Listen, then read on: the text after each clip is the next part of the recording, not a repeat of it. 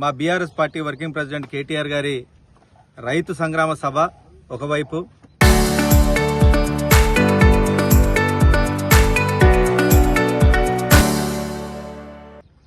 Congress party నిర్వహించినటువంటి రైతు సభ ఇంకోవైపు.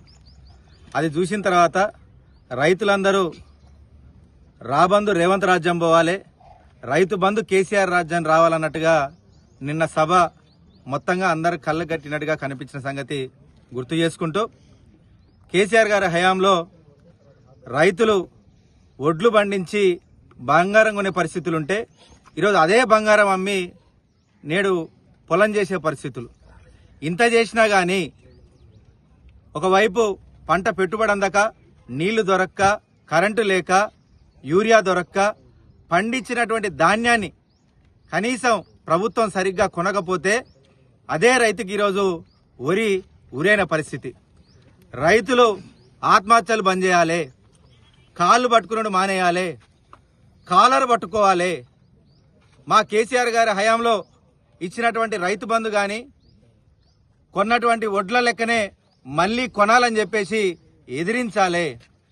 రేవంత్ రెడ్డి చేసినటువంటి వరంగల్లోని రైతుల డిక్లరేషన్కి ఈరోజే పిండం పెట్టడం జరిగింది. నిన్నటితోటి 4 సంవత్సరాలు పూర్తి చేసుకున్నది ఏదైతే ఈ వరంగల్ రైతు డిక్లరేషన్ ఉందో దానికి ఈరోజు నాగార్జున సాగర్ నియోజకవర్గంలో బీఆర్ఎస్ పార్టీ పక్షాన రైతులకు మద్దతుగా రైతు డిక్లరేషన్కి పిండం పెట్టిన సంగతి ఈరోజు ప్రతి ఒక్కరు కూడా తెలియజేస్తున్నా.